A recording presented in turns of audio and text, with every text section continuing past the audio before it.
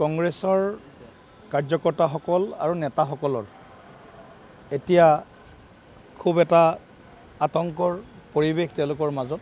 তেওঁলোকে গণতন্ত্ৰ আৰু যি প্ৰমূল্যবোধ সেইবিলাক গোটেই কথা পাহৰি গৈছে আজিৰ কংগ্ৰেছে। আৰু সেইকাৰণে এখন ৰাজ্যৰ এগৰাকী জনপ্ৰিয় মুখ্যমন্ত্ৰী তেখেতৰ ওপৰত এনেধৰণৰ বটল দলিওৱাৰ জৰিয়তে এটা আক্ৰমণ সংঘটিত কৰিছে। আৰু নিশ্চিতভাৱে বটলো দলিয়াব পাৰিলে হয়তো, শিলো দলিয়াব পাৰিলে হয়, গ্ৰেনেডো মাৰিব পাৰিলে হয়, কাৰণ কংগ্ৰেছৰ ওপৰত কোনো ভৰসা নাই। গতিকে সেইকাৰণে এইটো ঘটনাক আমি তীব্ৰ ধিক্কাৰ দিয়াৰ লগতে গোটেই ঘটনাটোৰ এটা শক্তিশালী তদন্ত বিচাৰিছোঁ। লগতে কংগ্ৰেছক সকীয়াও দিছোঁ ভৱিষ্যতৰ দিনত এনেধৰণৰ যাতে ঘটনা ক'তো সংঘটিত নকৰে।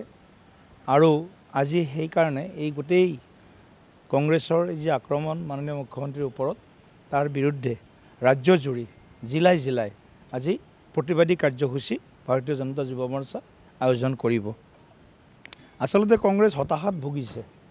কংগ্ৰেছৰ বৰ্তমানৰ যি নেতৃত্ব, এই নেতৃত্বই কেতিয়াও তৃণমূলৰ ৰাজনীতি কৰা নাই। গতিকে উচতাই দি জোল খোৱা তেওঁলোকৰ যিটো মানসিকতা, এতিয়া 4জন কংগ্ৰেছী গ্ৰেপ্তাৰ কৰিছে বুলি শুনিছোঁ। এতিয়া তেওঁলোকে এইটো বটল নিজৰ মতে দলিওৱা নাই, তেওঁলোকক হয়তো কোনোবা নেতৃত্বই তেওঁলোকক নিৰ্দেশ দিছে আৰু সেই নিৰ্দেশনা তেওঁলোকে পালন কৰিছে। গতিকে এয়া ভাবুকি স্বৰূপ। আৰু মইতো ভাবোঁ এইটো ভাৰতীয় ন্যায় সংহিতাত আগত যি এটেম্প টু মাৰ্ডাৰ আগত যি ধাৰা আছিল, এতিয়া যি নতুন ধাৰা মই নাজানো কোনটো ধাৰা আছে, সেই ধাৰাৰ অধীনত গোচৰ ৰুজু হ'ব লাগে। আৰু মাননীয় মুখ্যমন্ত্ৰীৰ ওপৰত কৰা আক্ৰমণক এইটোক এটা শক্তিশালীভাৱে ইয়াৰ যিসকল আক্ৰমণকাৰী তেওঁলোকৰ কঠোৰতম শাস্তি বিহাৰ ব্যৱস্থা কৰিব লাগে। চাওক, এইটো চমুটো কেছ। মুখ্যমন্ত্ৰীৰ সুৰক্ষাৰ দায়িত্বত তাত বিভিন্ন ধৰণৰ এজেঞ্চি জড়িত হৈ থাকে।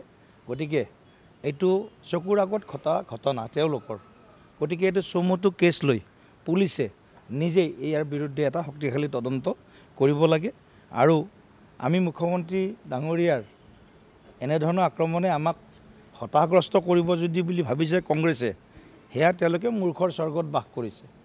ডক্টৰ হিমন্ত বিশ্ব শৰ্মা ভাৰতবৰ্ষৰ জনপ্ৰিয় যিসকল ৰাজনীতিবিদ আছে বা ভাৰতবৰ্ষৰ যিমান মুখ্যমন্ত্ৰী আছে, তাৰ ভিতৰত অন্যতম এজন জনপ্ৰিয়, দক্ষ, ভৱিষ্যদৰ্শী আৰু ৰাইজৰ হৈ কাম কৰা এজন মুখ্যমন্ত্ৰী। গতিকে ৰাইজে মুখ্যমন্ত্ৰী ডক্টৰ হিমন্ত বিশ্ব শৰ্মাক ভাল পায়, সন্মান কৰে, শ্ৰদ্ধা কৰে। এই সন্মান কংগ্ৰেছে কাঢ়ি নিব খুজিলেও তেওঁলোকৰ যিবোৰ কূটকৌশল বা তেওঁলোকৰ যিবিলাক এজেণ্ডা, সেই এজেণ্ডাই কংগ্ৰেছ দলটোক ভৱিষ্যতৰ দিনত আৰু অধিক দুৰ্বল কৰিব। আৰু কংগ্ৰেছ দলটোৰ যিখিনি তেওঁলোকৰ শক্তি সামৰ্থ্য আছে, তাৰ ওপৰতো ৰাইজে হয়তো তাৰ পৰা আঁতৰি আহিব। নাই, এওঁলোক চাওঁ, লেফ্ট লিবাৰেল, চুডো ছেকুলাৰিষ্ট, কংগ্ৰেছ, এওঁলোকৰ ভাৱ ভাষা আৰু এওঁলোকৰ আচৰণ একেই। গতিকে মাওবাদী যি কাৰ্যকলাপ, আণ্ডাৰগ্ৰাউণ্ড মাওবাদী আছে, কিছুমান অভাৰগ্ৰাউণ্ড মাওবাদী আছে। গতিকে অভাৰগ্ৰাউণ্ড এওঁলোকে মাওবাদীৰ নিচিনা ব্যৱহাৰ নিশ্চয় কৰাটো পৰিলক্ষিত হৈছে।